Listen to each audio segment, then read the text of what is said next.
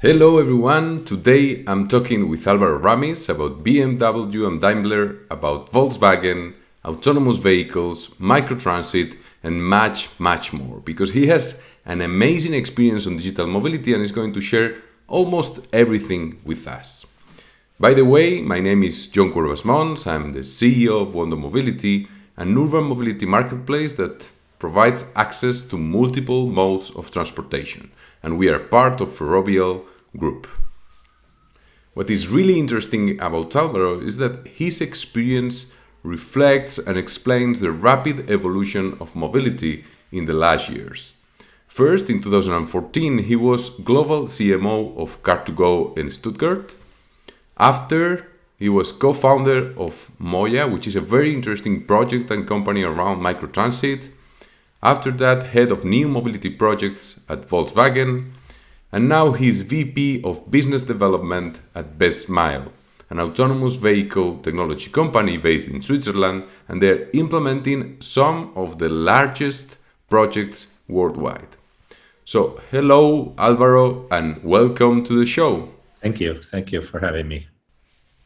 Okay, I have a very simple question to start. So, it's how did you go to your office this morning? Well, today I'm working from home, like most of the people in Europe. But usually, my most common mode of transportation is public transportation. Although because I've been in business development roles, sometimes my first trip in the morning has been a plane. So I would get a bus to get to the airport, and from the airport I would go into a plane. So multimodal transportation. Okay, so you are an expert of multimodal transportation, that's for sure. Okay, so the second question is related to your experience. Like you have an amazing experience in mobility, in digital mobility. Like you've been like working on sharing, on on-demand shuttles, electrification, autonomous vehicles. And when and why you decided to move to mobility, to work on mobility? What drives you to be working in this space? So I've been working for about 25 years, and I've always been on new business models, usually related to internet distribution channels. So I've been in the travel industry, I've been in fintech, and then about 7 years ago or so, I had the chance of getting to know Car2Go and car sharing. And I remember very well the first time that I tried a Car2Go vehicle in Stuttgart, and I fell in love immediately. There was a kind of like, oh my God, this is going to change everything. So having been in so many industries, that doesn't happen so often that you really see a concept that you are 100% sure that is going to change everything. And so I fell immediately. I remember very well. It was a German friend of mine who helped me out getting to the vehicle and everything else because I didn't know the process. And I just could not wait to take those kind of ideas to different parts of the world. Okay, let's go to Car2Go now that we are talking about Car2Go and Stuttgart. So you work as a global CMO. And at that time, Car2Go was starting like operations in many cities. It was scaling. So in these first deployments in these new cities, what were the key issues to take care of? Like it was like vehicle management, availability, demand. Well, from legal point of view, always the legislation is the first challenge that you face, in the sense that even if you believe that the city, because it meets certain requirements regarding the density, regarding the income level, regarding whatever KPIs, those things do not matter if the legislation doesn't have the right framework to receive the business model, in this case, car sharing that you have in mind. So there's a lot of effort in educating the decision makers, in understanding their city, and also receiving feedback to adapt your own deployment to their specific needs, because of course mobility is a very local business. So the first thing is the legislation. Then, of course, you look at the business itself, and you look at many variables. But the reality is that it doesn't matter, I mean, how you use as much reference as much as you can from other cities, but there's never a city that is equal to another, and it could be cities that are very close to each other, Düsseldorf and Cologne, or Madrid and Zaragoza, and but they are very different when you really deep dive into what can be done, into the citizens' attitudes to mobility and all that. So you make mistakes. There's no way around it. The challenge is that mobility is expensive to deploy one of these projects. You're buying assets. It takes you many months to engage the city and have the right things in place to be able to deliver a mobility service. So it's always a challenge to go into a new city without the confidence, that you are going to become profitable. So the first is the legal. The second is the business model, and then the third is the long-term view. And this is something that many people forget. There are so many pilots in microtransit, in micromobility, in bike sharing, different things that are nice because the city says, well, I want to try this new business model that is coming up and this new way of mobility. The challenge is that the company is doing those pilots needs to finance this thing, So sometimes they're backed by a company like Daimler or Ferrovial or Volkswagen or whoever it may be, that they have deep pockets and they can hold on for a long time. But it's still, most of the companies in mobility are either startups or medium-sized companies with limited resources. And so I would say those three things: the legal framework, business model per se, and then the long-term view were key elements in decision-making, because you don't want to go into a city that they're not truly convinced on the long-term view of mobility, because otherwise you may do a pilot, you spend a lot of money, and after a year they tell you need to pull out because they don't have the political support or whatever it may be. Mm-hmm. Yeah, I agree completely. And probably the first and the third are very connected to each other, because in the end you have regulation, but what we need is to have a long-term vision of the regulation. So in a way, the regulators, they need to own the vision, but the long-term vision, not the idea of doing a pilot and that's it. So I think that's really important. Yeah. There are two different stakeholders, main stakeholders that you're dealing with the city. There's one side, the politician, which she or he has a short-term view, probably 4 years, at the most. Mm-hmm. And then the technical people in the cities who have a very long-term view on the city. And sometimes the interests do not meet, so you're trying to convince two different people with different agendas. And it's always something so decision making, many times it boils down to, do I really trust that the people who are in this city have a long-term view, and I'm taking this huge risk here? They're not going to pull out, change the legislation, or change the way things are done, or stop supporting me, whatever the format is. Yeah. Yeah, I think it's really interesting, and also related to the regulation and what we talked about, the long-term view. I think that at Wondo we are working on mobility as a service, on that concept of having a marketplace with all mobility options available for final users. And I would like to know also your opinion about mobility as a service concept, but because I know that inside Daimler and BMW, they are working in a similar idea, and to understand how do you see this in your opinion, and also how BMW and Daimler were approaching that idea, that concept. Yeah, so Daimler has Movil, which has been one of the pioneers in this field of mobility as a service.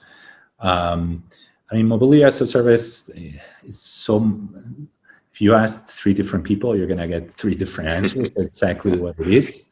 So the way some people see it is a very simplistic way, or reduced way of like an app that allows you to visualize and maybe ticket different type of mobility services.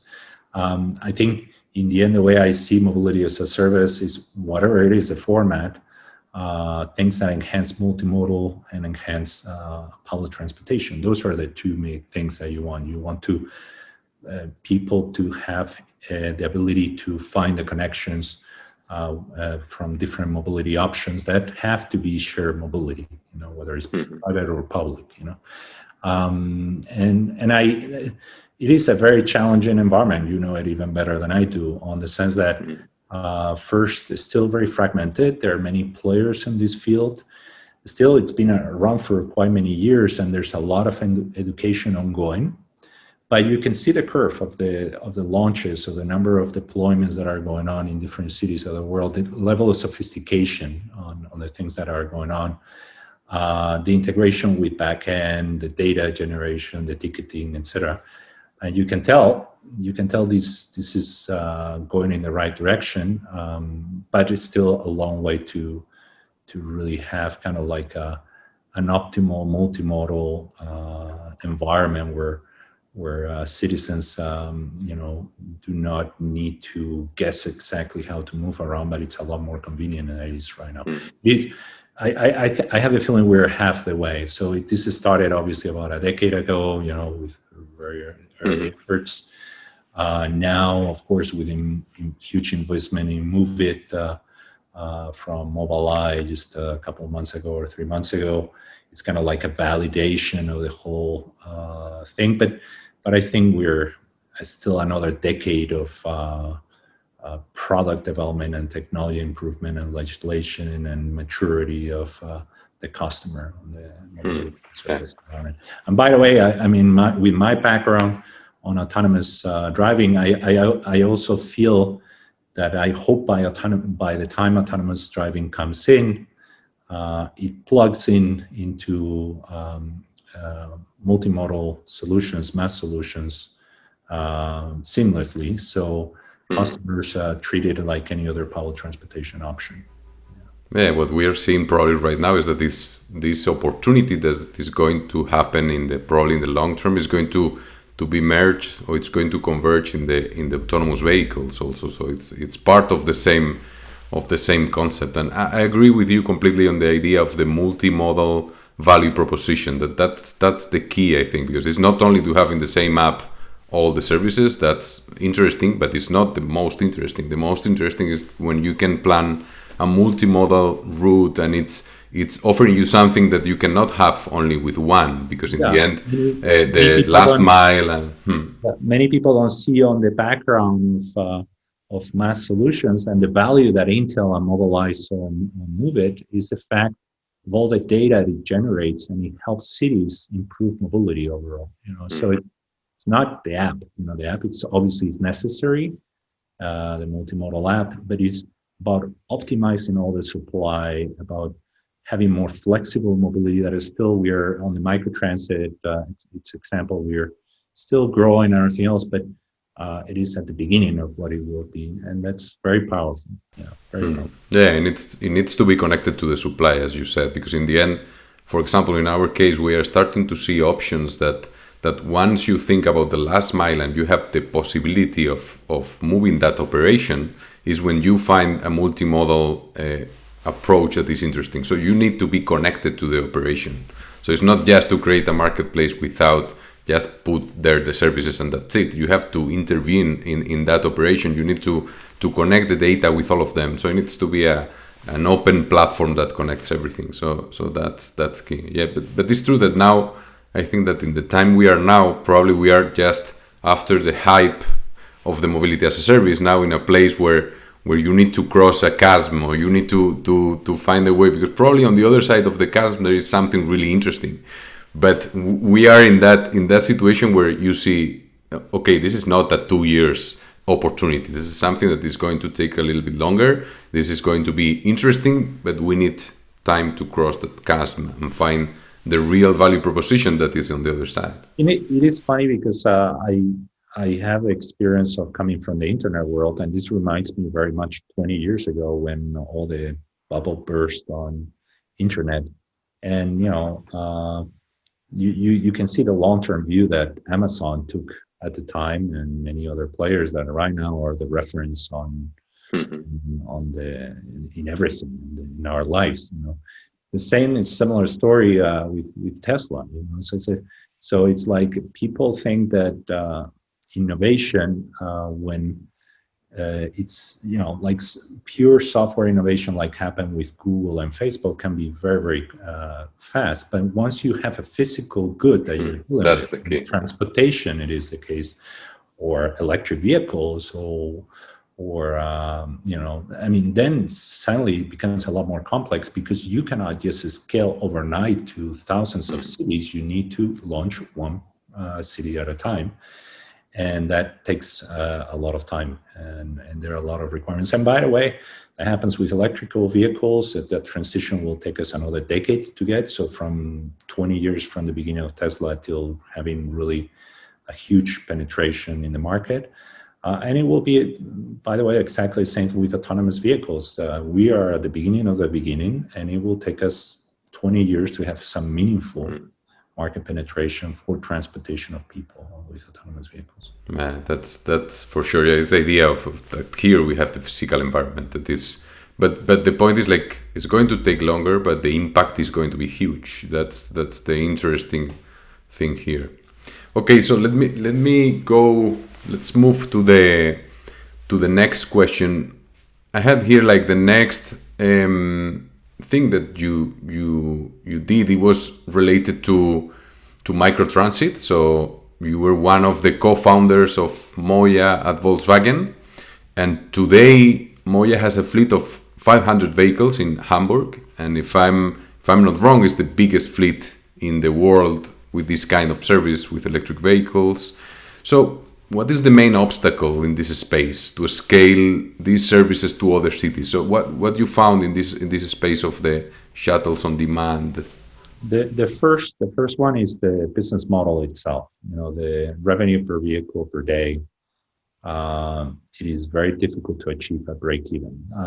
But it is a very interesting world because with a shared van on a microtransit, whether it's 6 passengers, 10, 12, you're given a service that should be, going back to what we were talking about mass before, should be complementary of other mobility options, public transportation or private shared mobility. The thing is that it is in many ways very close to public transportation. It is like a minibus after all, the only thing that is on demand and everything else. But many of the deployments that are being done around the world are either private companies like Moya doing it, or public transportation subsidizing these trips somehow. And the challenge is that if you try to have the same mentality, how much money do I subsidize per trip, per passenger, in a microtransit solution, and you compare it to a bus or to a train, of course, the numbers do not add up, on the sense that a bus will always transport a lot more people per hour than a van with six or 10 passengers. So the first challenge is that the numbers are very challenging, very, very challenging. The second one is a change of paradigm, let's say, from transportation. Transportation has been most of the time something that the planning of a new bus line or a new train line or everything else, it has taken years, a lot of improvement and decisions, and sometimes a bus line stays there for decades, and nothing is changed. It depends on the cities and the level of sophistication. That here we're talking about something that it is completely flexible on the moment, and public transportation in many places around the world, it is the one that needs to take this microtransit as their own and believe that this needs to be done by them, and they're in the process. You look at what it was 4 or 5 years ago, and there were literally a handful of microtransit projects in the world, literally 5, 6, 7 maybe. Now there are about 250, 300 projects. It's still very, very far away from the potential that it has. And by the way Volkswagen saw it with the project of Moya, and Daimler also invested in a company called Via, which is in a similar area. is the fact that this is kind of like the first step towards those autonomous vehicles, where you have a vehicle that is not as big as a bus, it's a smaller size, but it's on demand. It optimizes the routes and it optimizes the customer experience and reduce the kilometers that the vehicle is driven, etc. Yeah, it's also an important thing about regulation, because what we saw with public transport, for example, here in Madrid, is that they are not paid by the users. They are paid by kilometers they are doing. So it's something interesting, but it's a change on the business model. So it's something that it can change the approach, and I think that probably there are things there that I don't know how long has been there, but maybe it's 50, 80 years, things that they need to change a little bit to push more these kind of solutions. I mean, what I see in the market is that now COVID is a total disaster for the economies and also obviously for public transportation, but PTOs and PTAs are starting to look at options that they were probably not looking so quickly at before. There's an example in Madrid, but there are many other places that are starting to look for on-demand buses or small vans and everything else as an alternative to control the cost, to optimize the asset. One of the challenges is that public transportation, doesn't have too many incentives to look for better options. And now, unfortunately, this is not the right framework. I wish it was for other reasons. But now they need to look like, how do I optimize this bus route? Maybe instead of having a fixed route with a big bus, maybe I can have a couple of vans that are giving a better service, less waiting time, and they cost less, they use less oil and everything else. Yeah, it's been like an important change related to COVID-19, and I think that talking a little bit about this, I wanted to ask you about in the next 5 years, and if we talk about supply, about the specific modes of transportation, which one do you think is going to be more relevant? It's like, because of all these changes that we are seeing now, probably it's going to be micromobility, or it's microtransit, or how you see let's say the midterm business, what is going to be the most interesting one? It depends on the country, and very well. I work on mobility projects in North America, all over Europe, in the Middle East, in Asia, China, Singapore, and I mean, a place like Singapore, that answer will be public transportation, and it's been and will be. In Europe, I think this whole situation of going to private car because of COVID is not sustainable, and because cities have a very good view of what they want more livable cities with less pollution and less traffic and all that. I think it still will be public transportation.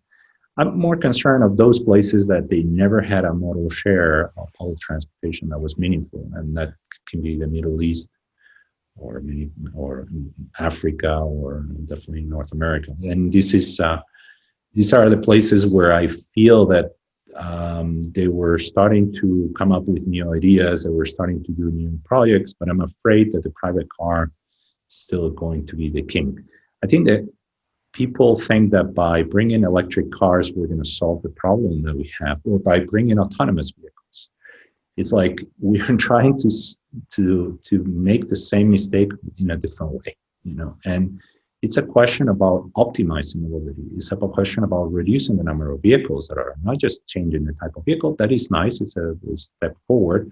But if we have the same traffic jams with a different type of vehicle, we are not improving what we really need to improve. And as something we forget, mobility is about accessibility. It's about, and this is a very European point of view. I'm from Spain, and I have a very European view about mobility.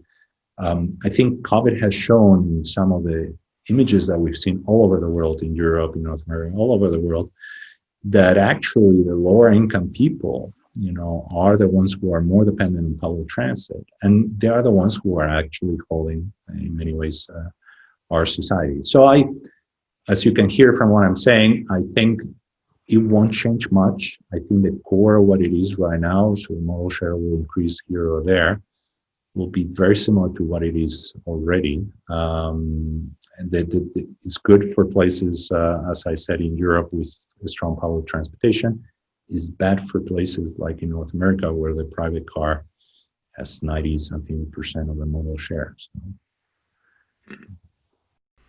Okay, so changing completely the topic, well, it's not completely. We are going to talk about mobility, but I'm really interested in your participation on the project Electrify America. That I think that it's let's say a different approach because it's more related to infrastructure, but I think it's really interesting. So could you tell me what it is and how did all this start and how it's evolving so far? Yeah, so Electrify America was part of the settlement agreement that the Volkswagen Group had with the U.S. government and specifically with the California Resources Board and the Environmental Protection Agency and in the U.S. And so there was an agreement handled by a judge in San Francisco. And this agreement not only penalized Volkswagen for the things that it did for the diesel, so it forced Volkswagen to compensate the owners that have bought a vehicle thinking that it was a low emission vehicle. Volkswagen was forced to change the vehicles. It also gave it a penalty that for other reasons, but there was $2 billion that was allocated to create what it is Electrify America now and will be still going on. So I was part of a small team we had a lot of external support because it was a very complex project where we kind of like got this idea of creating, they want to allocate, the US government wanted to allocate $2 billion to create two things mostly. One is a very large fast charging and L2 charging infrastructure all over the world, all over the US, mostly California, but all over the US. And the second thing, it also wanted to create kind of like a lighthouse city where electric mobility could be showcased, So it did not want only to do the infrastructure, but also wanted to say, okay, how is electric mobility going to be? And that was pretty much the agreement with the US government. And the job that I had with the rest of the team there was to create both things. I very much focused on the mobility part because of my background, obviously.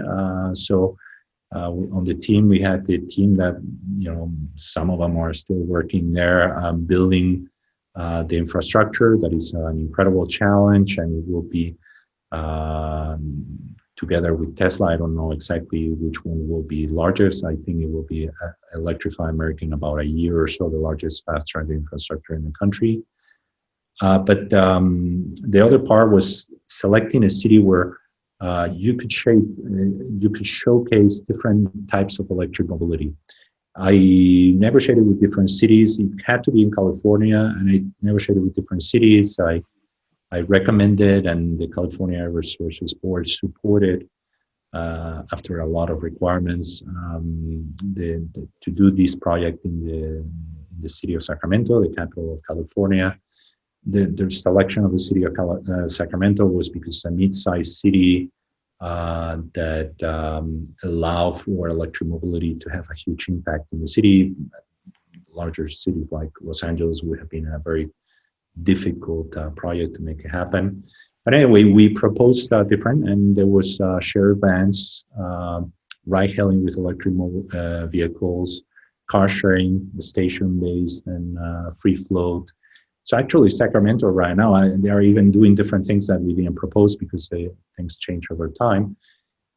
In the US is without any doubt the most ambitious electric mobility project in the country. And the team that is handling this project right now are doing a fantastic job. Being said that, I also, one of the projects I did while in Volkswagen was an investment in what it is. I think, I don't know if it's the first or second largest car sharing in China. At the time we invested, they had about 1,000 vehicles. Now I believe they have about 40,000 vehicles, all of them electric. Just to put things in perspective, the largest electric car sharing in the US is this one in Sacramento with a few hundred vehicles. In Europe, actually, I don't know the latest numbers, but it should be Madrid is still the largest fleet if you add up all the players in the city of Madrid with electric vehicles. Probably Berlin must be pretty close around there. Doesn't matter. China is 50,000 vehicles. Just to put things in perspective, by far the largest. The company is called GoFun, and nobody knows it in the Western world on mobility, but they're doing a fantastic job there. Yeah. So that it was a great idea from the people at Volkswagen, from the US government to say, hey, we should not only build infrastructure that is going to enable private car owners to get into electric mobility. We should create a project that opens mobility to people who will never buy a car. And this was the intention. And actually, when we were looking at the maps of what are the areas that the services should serve within Sacramento or other cities when we were considering options, we were looking at the social impact that this had. And it was a very special project because, of course, we had a lot of funding. Our goal was not only to be profitable, our goal was to change the way people move around the city. Yeah. I think there is something really important in what you said, that the last time we talked, you told me about that, and it sticks in my mind, like this idea of that, like the infrastructure of chargers, of electrification, like how important it is for the projects that are doing shared mobility or that are working on-demand shuttles, like, because you need to have those in more places, not only in one place in the whole city, because if you do that, operations are really complicated and are expensive. So it's something really relevant, and this is how you were mentioning that once you thought about how to design the Electrify America, you were thinking that this is not going to be only for private car owners, but also for this kind of new services that we are doing. And I think that probably now most of the companies here in Europe, in Madrid, that are working on electric chargers for electric vehicles, they are mostly thinking about private car owners, and they are not thinking about the other kind of projects that probably are the more interesting for them, the more interesting for the city, for the impact in the mobility of a city. So I think that was something that because I didn't, before you told me that, I was not thinking how important this infrastructure can be, and it's really important. Electrify America is a very good example. I remember being in conversations with guys from Volkswagen who are working now for Electrify America, who are very knowledgeable in charging infrastructure, but still there were OEM guys, so they came with a mentality of car ownership into where are we going to put this charging infrastructure? But if you're a mobility service, you need charging infrastructure close to where you're going to operate. And the challenge is that is expensive because they're very dense and very expensive real estate areas.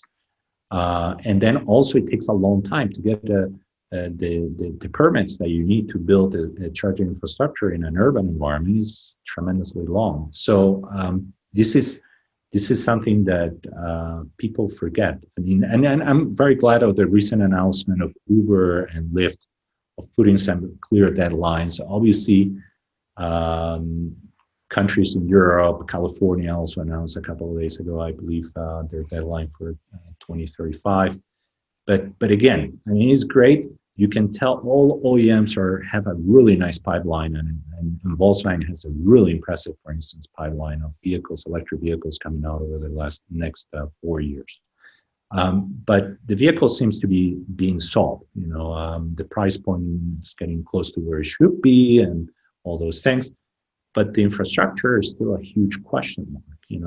And ready. It is not the same doing a charging in a suburb of Austin than doing a charging in the center of Hong Kong. So this is, and if you want to do mobility, it is not a charging that you're just going to charge overnight or a few minutes here and there.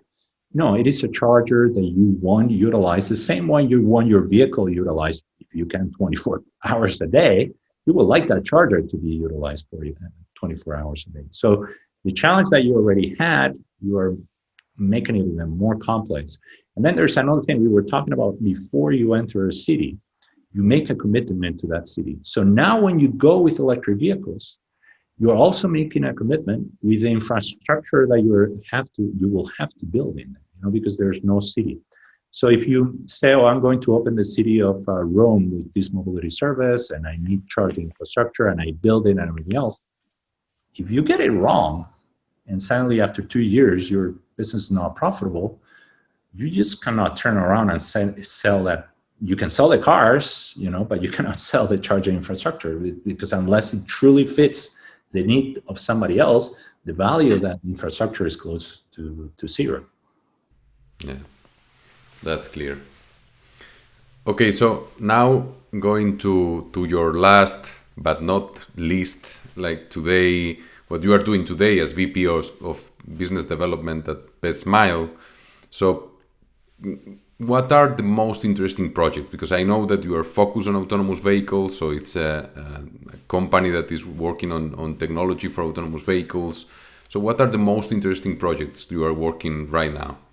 Well, I think one of the main messages on the autonomous field is that the whole field has pivoted quite strongly over the last year and a half or so into more logistics, middle mile, long haul trucking, industrial environment. So many of these projects are related to seaports, to airports, to industrial manufacturing plants. When people talk about mobility, they forget that a big chunk of the mobility is actually not for people transportation. The reasons for that pivot are very clear. The reasons is that because those use cases are more simplified ODDs or operating areas, and the technical challenges are lower. So the type of sensors that you need, in certain things they are a little bit more complex, but overall you get all the things that they're a little bit simpler. And then the second thing, and like any other mobility business, is that the ROI is clearer. So some of these use cases, when you look at it in manufacturing plants or seaports, they're very much used to work with limited autonomous vehicles called AGVs that have been around for decades now. That they are very limited on what they can do, and they just follow a line that is on the ground and all that kind of stuff. But they already understand how they fit in their world, So when you engage with these kind of people, they're very, very much interested into having more flexible autonomy on their deployments. And this is where, Bestmile, what it does is build software that monitors those autonomous vehicles, sends missions to those vehicles, and optimizes the routing of those vehicles. And we have a lot of traction on that. That was before COVID. The fact that there were a lot more interest in and more development and vehicle manufacturers that were going that direction. And now with COVID, it's even more, because the big players, the big distributors, they realize, hey, I cannot stop my supply chain because suddenly I need to have a third of my workforce sick or working from home or whatever. So they're looking at things that they would have never thought of just a few months ago. And those are very exciting times for autonomous mobility. But it is true that the whole industry is pivoting. So everybody was talking about a year and a half ago or so about robotaxis. For me, I think everybody agrees there was a turning point, which was the accident from the Uber in Tempe, which was already 2.5 years ago or so. And that took a little bit it was a shock for a little bit, but about a year and a half, things pivoted, and we see the investments that Amazon has done in companies like Zoox or Aurora, projects with the UPS, that are very much related to really being close to deploying a full autonomous type of vehicle in a working environment. So those are the things that I'm working on. Yeah.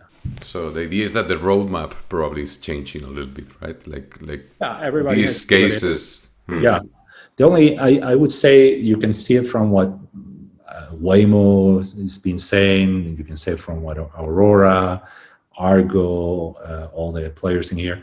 Maybe the only one that has still a very strong message and a lot of confidence, and I'm sure they will deliver something really cool and impressive. It's Mobileye. It still has more of a weight on the robotaxi story.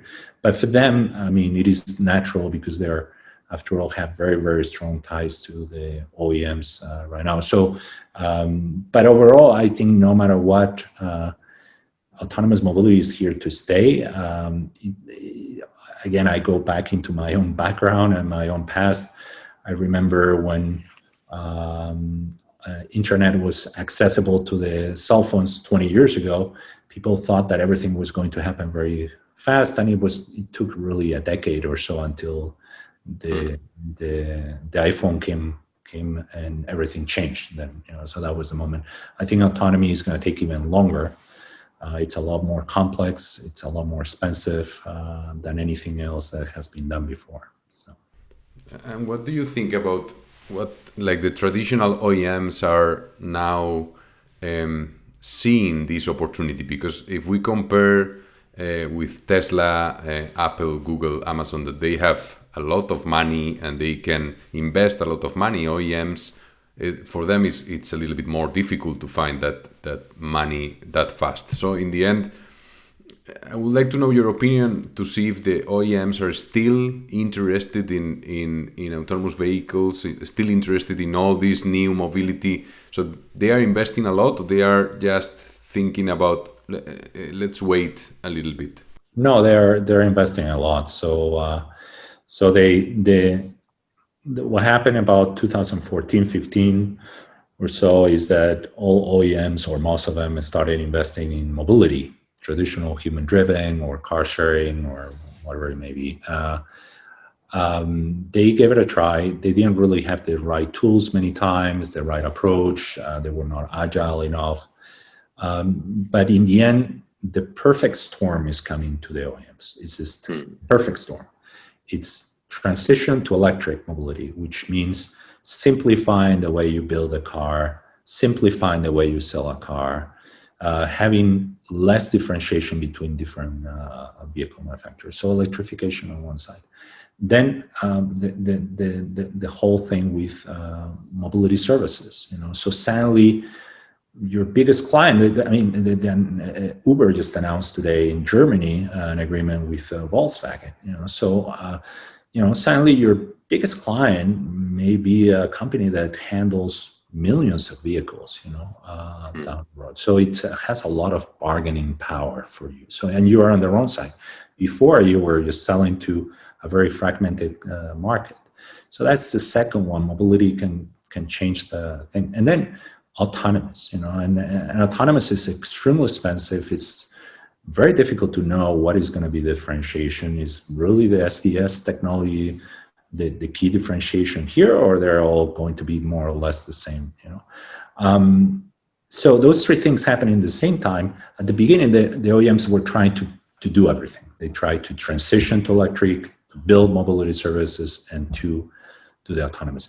Now you look at it 5 years later, and it is clear that the mobility services, they didn't kill them, but they are kind of like on the back burner. They're still engaged, but they believe that they don't need to lead that part of it.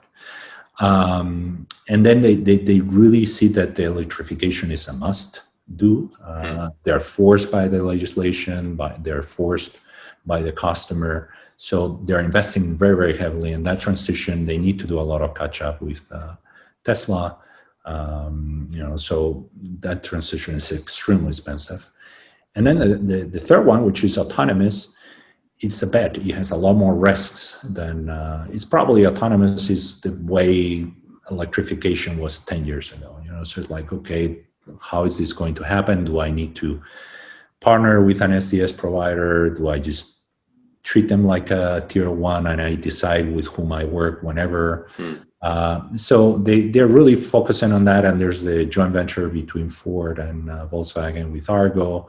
There are the investments of Kia, Hyundai. There are the investments of Toyota. All of them are doing something, and they're not small investments. They're pretty big investments. Being said that, now the market has been reduced. There were a lot of players in the autonomous world 3-4 years ago. There are a lot less now. And I believe there will be even less, in the sense that there will be alliances or partnerships or mergers down the road. And maybe autonomous mobility, mature one, there maybe end up being only 3 or 4 players. Something very important on this one, and it goes close to my heart, is the fact that when you look at these players as they are right now, there's a big gap here, which is the 3 advanced regions of the world, which are really Asia and specifically China, the US, and Europe.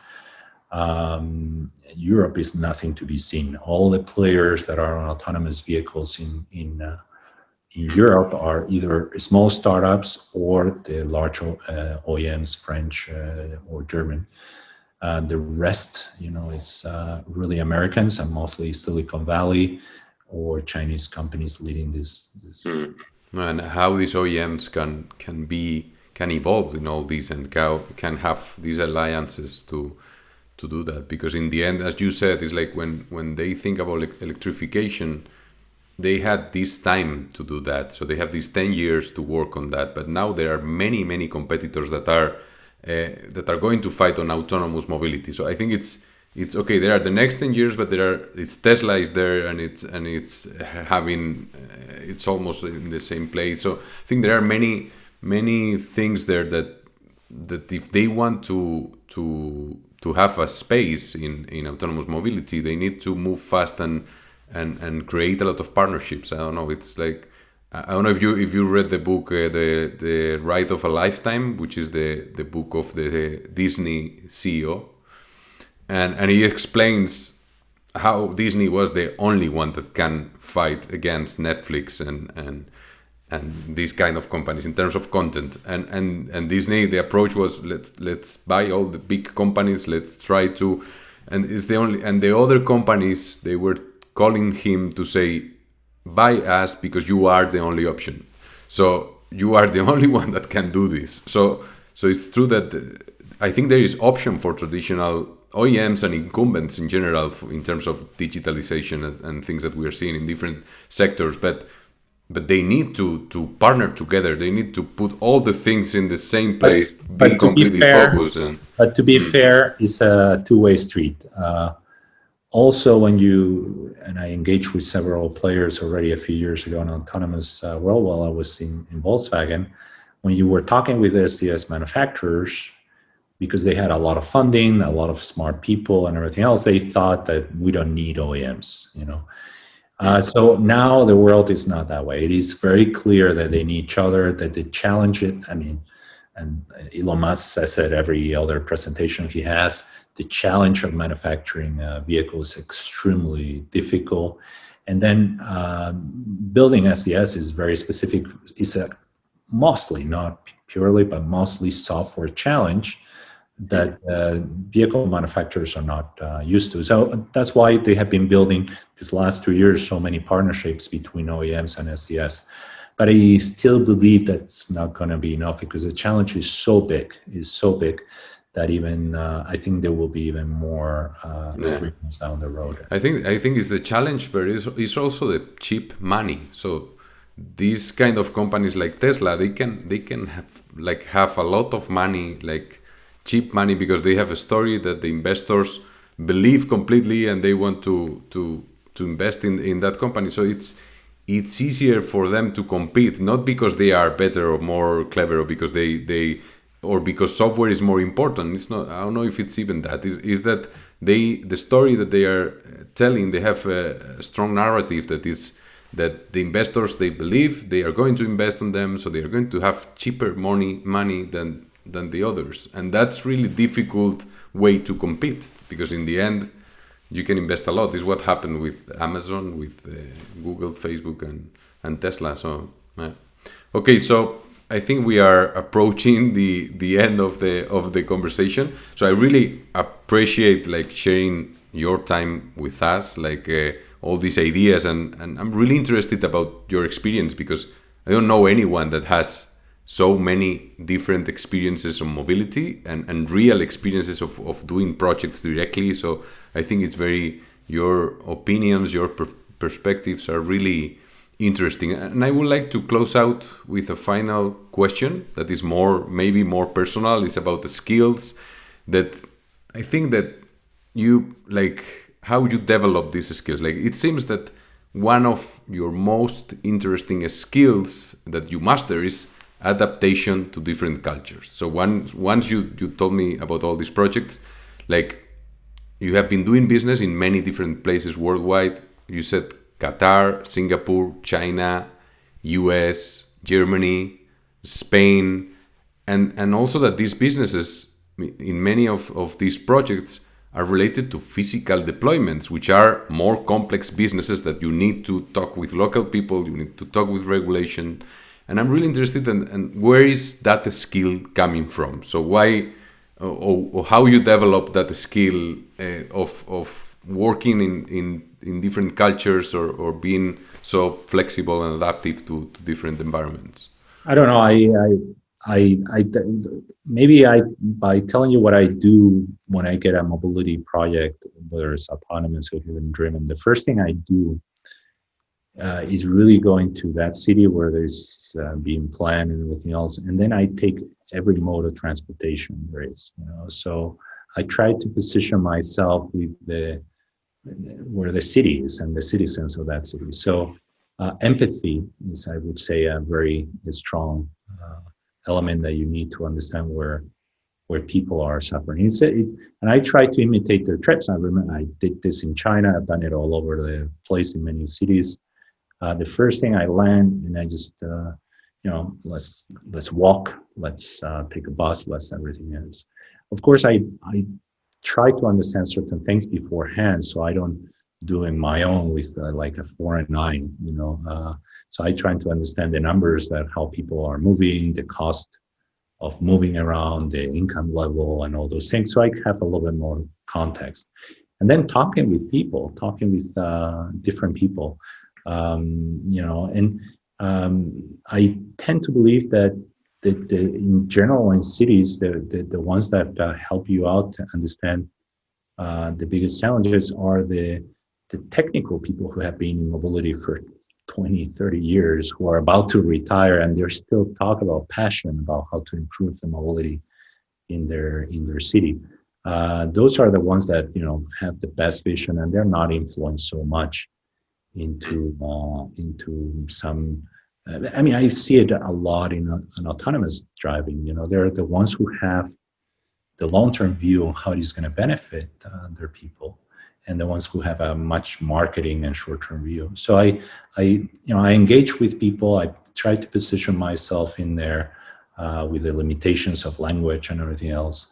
And then I listen a lot. I listen a lot. And a lot of the projects that I've done have been more about me listening than about me telling them what to do. So. Yeah, I think that is a good sentence to finish. I think because it's really something that probably in the business schools, like the something like related to how to listen, or a class that is like how to listen. That there is no such a class, so it would be really interesting to have this kind of thing. So thank you for sharing your ideas. Thank you, Álvaro, and I hope like to see the success of Bestmile in the following years. Yeah. And I hope that you enjoyed this conversation as much as I did.